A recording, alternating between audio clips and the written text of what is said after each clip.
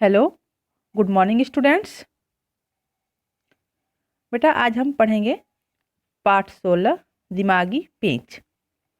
दिमागी पेच यह पाठ जो है पंचतंत्र की कहानियों में से एक है। ठीक है, इस पाठ में लोमड़ी की चालाकी का एक और किस्सा है। प्राचीन समय में राजकुमारों को पढ़ाने और शिक्षा देने के लिए विष्णु शर्मा नामक ब्राह्मण ने इसी प्रकार की अनेक कथाएं लिखी जिसमें पशुओं द्वारा जीवन संबंधी पाठ पढ़ाए गए हों। ठीक है, तो हम इस पाठ को कि लोमड़ी किस तरह अपने चालाकियों से सारे जानवरों को मूर्ख बनाती है उसके बारे में हम पढ़ेंगे और हमें इससे क्या शिक्षा मिलती है। लाली लोमड़ी की चालाकियों से जंगल के सभी जानवर परेशान थे। सभी जानवर अपनी अपनी शिकायतें लेकर राजा शेर सिंह के पास पहुंचे। राजा शेर सिंह भी लाली की चालाकी को जानने परखने के लिए उत्सुक हो उठे। उन्होंने हरकारे तोते द्वारा लाली को दरबार में उपस्थित होने का आदेश पहुंचाया। लाली लोमड़ी, जो जंगल में एक लोमड़ी थी उसका नाम था लाली, उसकी चालाकियों से सभी जानवर जो है परेशान थे। वे सभी अपनी शिकायतें लेके जंगल के राजा के पास पहुंचते हैं। जंगल का राजा शेर सिंह जो है लाली की चालाकी को जानने के लिए उत्सुक हो उठे। ठीक है, उन्होंने अपनी हरकारे तोते से लाली को दरबार में उपस्थित होने को कहा। निश्चित समय पर लाली लोमड़ी राजा शेर सिंह के सामने उपस्थित हुई। राजा ने कहा, हमने सुना है कि तुम बहुत चतुर हो।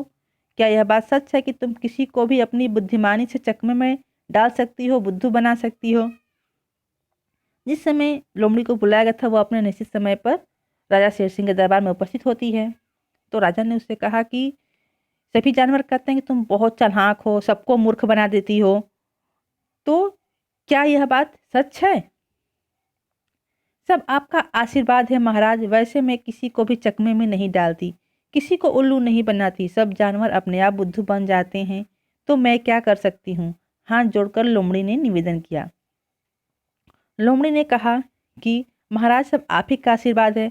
मैं तो किसी को भी चकमे में नहीं डालती, किसी को भी जानबूझ करके उल्लू नहीं बनाती, बल्कि ये जानवर तो खुद ही उल्लू बन जाते हैं, बुद्धू बन जाते हैं, तो उसमें भला मैं क्या कर सकती हूँ? फिर भी हम यह देखना चाहते हैं कि तुम दूसरे जानवरों को कैसे उल्लू बना देती हो। शेर सिंह ने कहा कि फिर भी हम देखना चाहेंगे कि तुम दूसरे जानवरों को उल्लू कैसे बनाती हो। आप तो हमारे अन्नदाता हैं महाराज, भला आपको कोई चकमा कैसे दे सकता है? फिर भी आपका आदेश मेरे सिर माथे, मैं आपके आदेश का पालन करूंगी, लेकिन इस समय मैं कोई कर्तव्य नहीं दिखा सकती, मजबूर हूँ महाराज। असल में महाराज मेरे पास दो तरह की अक्ल है। मेरे पास एक तो सामान्य बुद्धि है जिससे मैं अपना जीवन यापन करती हूँ, अपनी रक्षा भी करती हूँ। दूसरी वह जिसे मैं दूसरों को चकमा देने के काम में लाती हूँ। यहाँ आते समय मुझे यह मालूम नहीं था कि मुझे दूसरी अक्ल का प्रयोग करना पड़ेगा, इसलिए मैं उसे साथ लेकर नहीं आई। यदि आपकी आज्ञा हो तो मैं घर जाकर दूसरी अक्ल ले आऊं। लोमड़ी ने कहा कि आप तो हमारे अन्नदाता हैं, यानी कि आप हमारा भरण पोषण करते हैं महाराज, तो फिर भला आपको कोई चकमा कैसे दे सकता है? लेकिन अगर आपने आदेश दिया है तो मैं आपके आदेश का पालन भी करूंगी, लेकिन इस समय मैं कुछ कैसे कर सकती हूँ? मेरे पास जो है दो तरह की अक्ल है, एक जिससे मैं साधारण जीवन जीती हूँ, अपनी रक्षा करती हूँ, और दूसरा वह जो दूसरों को मैं चकमा देने में या फिर बुद्धू बनाने में इस्तेमाल करती हूँ। अब यहाँ आते समय मुझे पता नहीं था कि आप मेरी परीक्षा लेना चाहेंगे, आप ये देखना चाहेंगे कि दूसरी अक्ल का प्रयोग कैसे करते हैं, तो इसलिए मैं दूसरी अक्ल लेकर नहीं आई। आप अगर आज्ञा दें तो मैं घर जा कर के अपनी दूसरी अक्ल भी लेकर के आऊँ। लाली लोमड़ी के इस कथन पर सभी जानवरों को बड़ा आश्चर्य हुआ। उस दिन पहली बार उनको यह बात पता चला कि लाली के पास दो अक्लें हैं। लाली लोमड़ी की बात सुनकर सभी जानवर बड़े आश्चर्य में पड़ गए। उनको यह बात पहली बार पता चलती है कि लाली के पास एक नहीं बल्कि दो दो अक्लें हैं। दूसरी अक्ल की बात सुनकर राजा शेर सिंह को भी उत्सुकता हुई। उन्होंने लाली लोमड़ी को तुरंत घर जाकर दूसरी अक्ल लाने की आज्ञा दी। आज्ञा पाते ही लाली बड़ी तेजी से दरबार से बाहर निकल गई। राजा शेर सिंह को भी आश्चर्य हुआ दूसरी अक्ल की बात सुनकर। उन्होंने लोमड़ी से कहा कि जाओ अपनी दूसरी अक्ल लेकर आओ। उनकी आज्ञा पाते ही लाली जो है बड़ी तेजी से दरबार से बाहर चली जाती है। लेकिन जब उसकी प्रतीक्षा करते करते काफ़ी समय हो गया तो राजा शेर सिंह ने हरकारे तोते को फिर उसके घर भेजा। हरकारे ने लौट कर बतलाया कि लाली लोमड़ी घर पर नहीं मिली।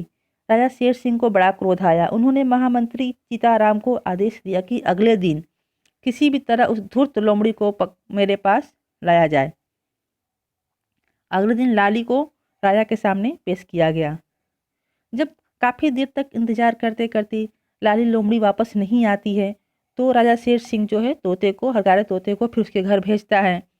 तोता आकर कहता है कि लोमड़ी जो है घर पे नहीं है। यह सुनकर राजा को क्रोध आ जाता है। वह अपने महामंत्री सीताराम को आदेश देता है कि किसी भी तरह उस धूर्त लोमड़ी को पकड़कर मेरे पास लाया जाए। अगले दिन लाली लोमड़ी को पकड़ करके राजा के सामने पेश किया जाता है। लाली लोमड़ी, तुमने हमें धोखा दिया। तुम दूसरी अक्ल लाने के बहाने झूठ बोलकर यहाँ से चली गई। हम सब यहाँ तुम्हारी प्रतीक्षा करते रहे। इसके लिए तुम्हें कड़े से कड़ा दंड भुगतना पड़ेगा, शेर सिंह ने क्रोध से उपनते हुए कहा। शेर सिंह जो है क्रोध में भरकर बोला कि तुमने हमें धोखा दिया है। तुमने कहा कि मैं दूसरी अक्ल लाने जा रही हूँ और तुम यहाँ से चली गई और हम लोग यहाँ तुम्हारे इंतजार करते रह गए और तुम्हारे इस अपराध के लिए यानी झूठ बोलने के लिए तुम्हें कड़े से कड़ा दंड दिया जाएगा। लाली लोमड़ी हाथ जोड़कर बोली, महाराज, मैंने तो आपकी ही आज्ञा का पालन किया था। वह कैसे? राजा ने पूछा। लाली लोमड़ी ने हाथ जोड़कर कहा कि महाराज, आपने जैसा कहा मैंने तो वैसा ही किया, आपकी ही आज्ञा का पालन किया। राजा को आश्चर्य हो। उसने पूछा कि वह कैसे? लाली लोमड़ी ने उत्तर दिया, महाराज, आप ही ने तो कल मुझे अपनी चतुराई दिखाने के लिए आदेश दिया था। आप स्वयं यह देखना चाहते थे कि मैं कैसे दूसरे जानवरों को चकमा देती हूँ। बस यही दिखाने के लिए मैंने दूसरी अक्ल की बात की थी। वैसे किसी के पास भी दो तरह की अक्ल नहीं होती, यह बात तो सभी जानते हैं।